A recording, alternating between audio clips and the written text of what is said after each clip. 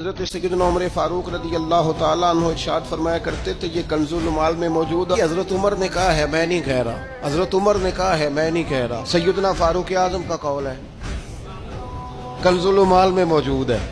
میں حوالہ دکھا سکتا ہوں پر میں نہیں کہہ رہا، پھر کہہ رہا ہوں۔ انہی کی محفل سوارتا ہوں، چراغ میرا ہے رات ان کی، انہی کے مطلب کی کہہ رہا ہوں، بس یہ زبان میری ہے، باقی بات ان کی۔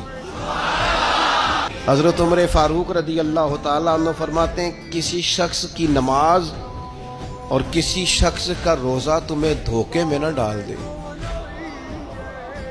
ہاں فرماتے ہیں کسی کا نماز روزہ تمہیں دھوکے میں نہ ڈال دے۔ فرمایا چاہے وہ روزہ رکھے، چاہے وہ نماز پڑھے، جب تک وہ امانت دار نہیں اس کا کوئی دین نہیں۔ فرمانے لگے پڑھ نماز جتنی مرضی، رکھ روزے جتنے مرضی، لیکن اگر تو دیانت دار نہیں تو پھر تیرا کوئی بھی دین ہے۔ کیا معنی سمجھ لیا لوگوں نے کہ بعض رسومات میں بعض چیزوں کو قید کر لیا تو دیندار ہو گئے؟